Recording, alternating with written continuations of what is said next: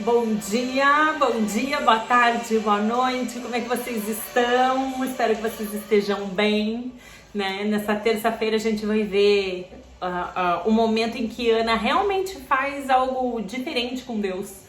E com certeza essa lição vai tocar muito no nosso coração. O tema do devocional de hoje é aprenda a orar em silêncio, né? Vocês vão ver como isso é importante. E eu desejo que Deus fale muito no seu coração.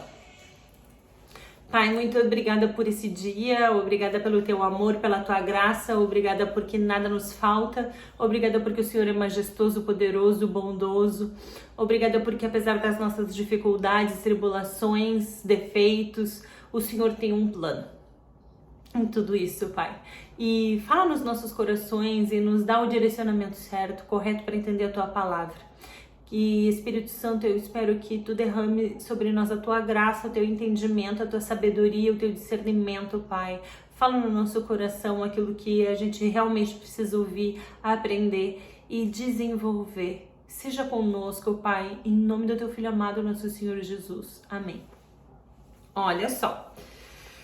Nos versículos de hoje, se encontra em 1 Samuel, capítulo 1, de 9 a 18. E diz assim: certa vez eles estavam em Siló e tinham acabado de comer.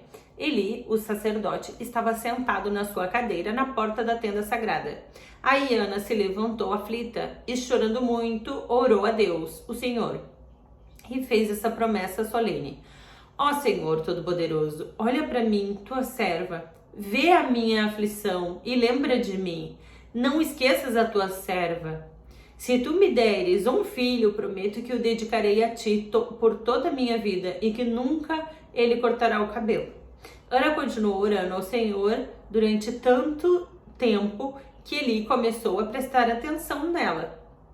E notou que os seus lábios se mexiam, porém não saía nenhum som. Ana estava orando em silêncio, mas Eli pensou que ela estava bêbada e disse: até quando você vai ficar embriagada? Veja se para de beber.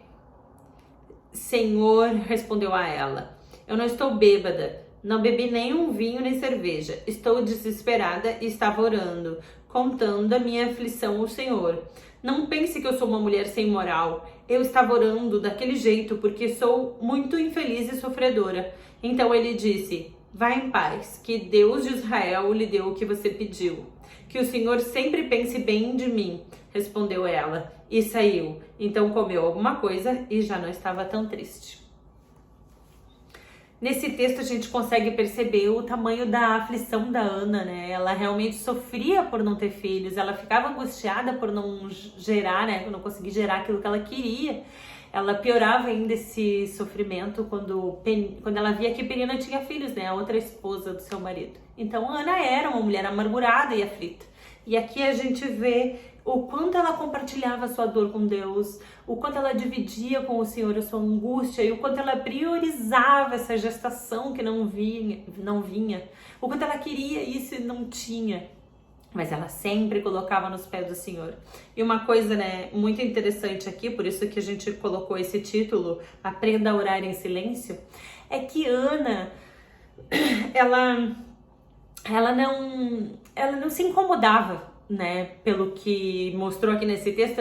O local onde ela estava ali com o coração angustiado, ela simplesmente parava e orava. Ela orava constantemente, né? A depender do lugar, ela era mais discreta ou não, imagino eu, mas ela estava ali orando constantemente. E a Bíblia diz que Ana estava orando tão aflita, né? E mexia os lábios com tanto afinco, com tanta força, mas não saía som a ponto do Eli achar que ela estava bêbada, né? E uma coisa que me chama a atenção é que muitas vezes a gente não faz uso dos benefícios que a gente tem, né? Dos benefícios da oração nas nossas causas. Né? Por exemplo, a gente tem que aproveitar que o nosso Deus é onipresente, onisciente, Ele está em todo lugar, né? Sabendo disso, por que a gente não ora em qualquer lugar? Por que quando a gente está com o coração angustiado e aflito, a gente não simplesmente se afasta um pouco do cenário, né, que está gerando aquela dor, aquela aflição e vai orar? Quantas vezes né? Eu tava angustiado, triste por alguma razão que aconteceu na minha vida, né? E eu tava no meio de tanta gente e eu ia pro banheiro, me ajoelhava e orava. Quantas vezes eu não estava triste com alguma coisa, né? Não podendo sair para canto nenhum diante de alguém. E ali em pensamento eu orava a Deus e colocava diante do Senhor a minha angústia. Ana fazia isso. Ana prometeu sinceramente ao Senhor algo.